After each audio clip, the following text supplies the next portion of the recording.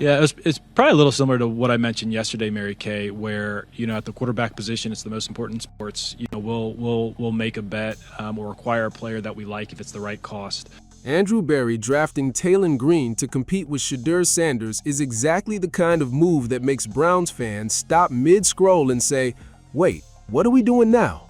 Because just when everybody thought the quarterback room was starting to settle into a clear storyline, Cleveland went right back into the draft and added another quarterback with rare tools, elite athleticism, a big arm, and enough raw upside to make the whole room uncomfortable. And here's the part nobody is talking about. Andrew Berry did not sound confused about it. He sounded like this was always part of the plan. But he has the work ethic and he has the acumen to do so. So we're looking forward to adding him to the roster and adding him to the mix in terms of competition.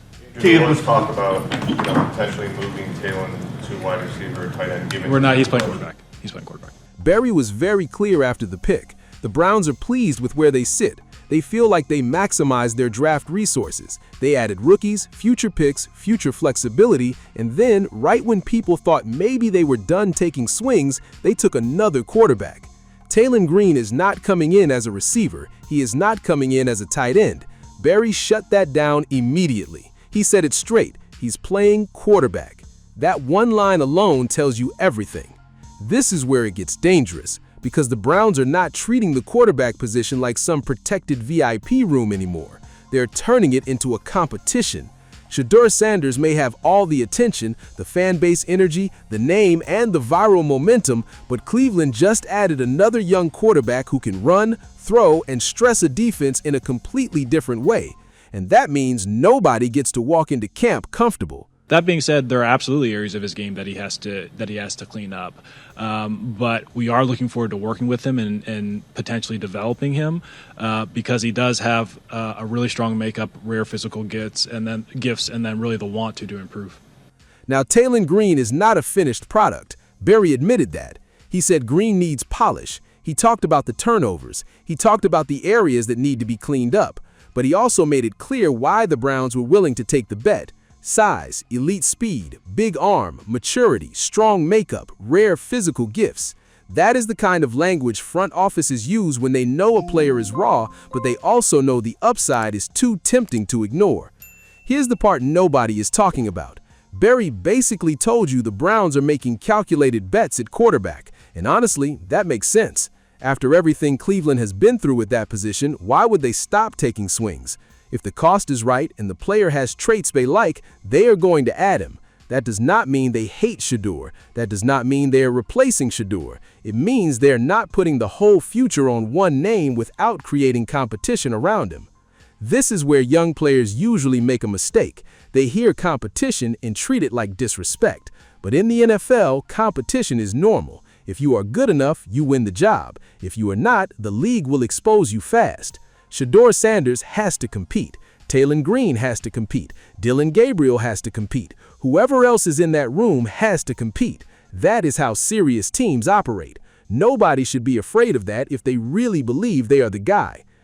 I think how Arkansas deployed Taylan in the run game, the QB-driven run game, that's probably like the bigger component, the bigger similarity. And when you have someone with his athletic gifts, that's something that you certainly want to utilize within the offensive system.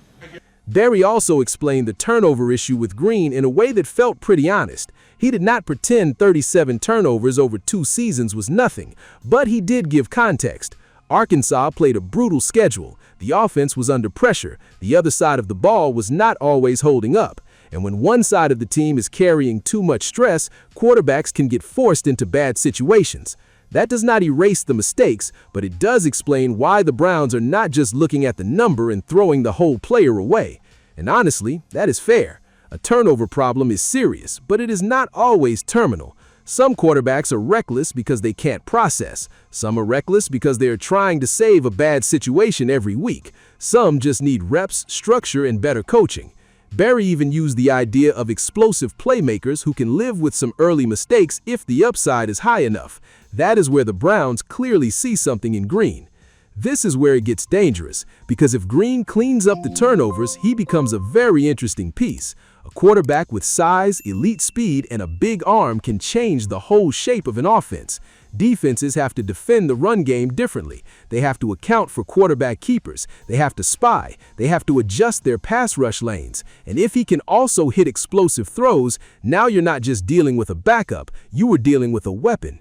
Berry was asked if Green could be used as a weapon even if he's not ready to be the full-time starter, and he did not say no. He basically said yes, but it has to fit the offensive vision.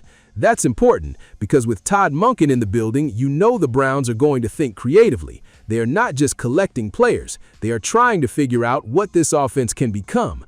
Green's running ability gives them another layer if they choose to use it.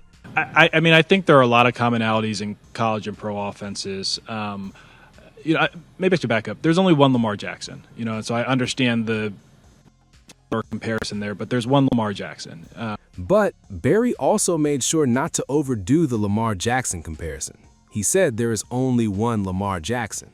That was smart, because this is where fans and media usually go too far. A quarterback runs fast, and suddenly everybody wants to compare him to Lamar.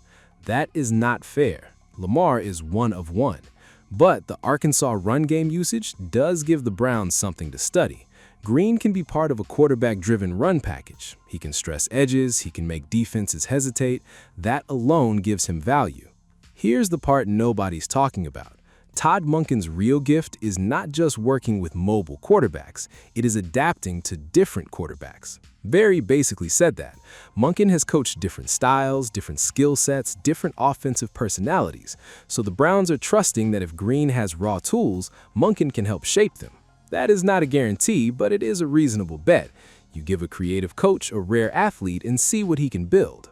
Now, the Shedeur part is where this gets spicy, because Shedeur Sanders already has a massive fan base watching every single Browns quarterback move like it is a courtroom case. So when Cleveland drafts Taylan Green, some people are going to panic. They're going to say the Browns are trying to create chaos. They're going to say they do not believe in Shedeur. They're going to say Andrew Berry is hedging. And maybe there is some truth to the hedging part, but that is not always a bad thing. And we were able to turn those players into resources that could help the team, this upcoming offseason. So sometimes it's not a linear path in terms of how they positively impact, the roster of the organization. It may not always be on field. The Browns aren't clearing the room because of fan hype. Shedeur has to take the job. Green has to take the job. That is how the NFL works. No team hands out starting positions because supporters are loud online. And honestly, if Shedeur is everything his believers say he is, competition should not scare him. It should sharpen him. If he cannot beat out another young quarterback in camp, the bigger question becomes obvious on its own. Berry was clear about how he thinks. You carry 3 quarterbacks on the active roster, ideally a 4th on the practice squad. Cleveland has lived through enough quarterback chaos to know that depth is not optional. This is not just a simple depth chart battle between 2 names. It's about building a room with enough competition and enough options to survive a full NFL season. Green has traits you cannot coach. Size, speed, natural arm strength, those things either exist or they do not. You can coach footwork, reads, and decision-making. That is the bet Berry is making. But the explosive ability that got Green drafted will not be what keeps him employed. The boring plays will. Checkdowns, ball security, knowing when a play is dead, that is where development either happens or it doesn't. That is also where Shedeur has his clearest chance to separate. His supporters believe his biggest strengths are command, accuracy, and poise. If that is true, Green's arrival should not rattle him. It should give him a clean challenge. Be smarter, be cleaner. Show the staff you can consistently run the offense. Green may have the rare athletic profile, but Shedeur has his own case to make and his own tools to make it with. And here's what nobody is really saying. This competition might actually be the best thing for Shedeur. Young quarterbacks get worse when things are handed to them too fast. Competition keeps urgency high. It forces preparation. It forces leadership. If Shedeur wins the starting job with Green pushing him through camp, nobody can say it was given to him. That makes his position stronger, not weaker. Berry is no longer just managing a roster. He's trying to reset Cleveland's quarterback pipeline. For years, the Browns treated the position like a desperate search for one miracle answer. Now it feels different. Multiple bets, real competition, develop traits, let the field sort it out. That is a more mature philosophy for a franchise that has spent too long chasing one name at a time. But it comes with risk. If none of them develops, people will say Barry created confusion. If Green becomes the guy, the questions about Shedeur will be loud. If both struggle, the whole room gets criticized. That is the price of taking multiple swings at the hardest position in sports. Still, Barry sounded comfortable with that risk. At quarterback, calculated bets are not just smart, they are necessary. You take the player with rare gifts at the right price. You coach him, you compete him, then you let the field tell you the truth. The room is built. Now somebody has to emerge.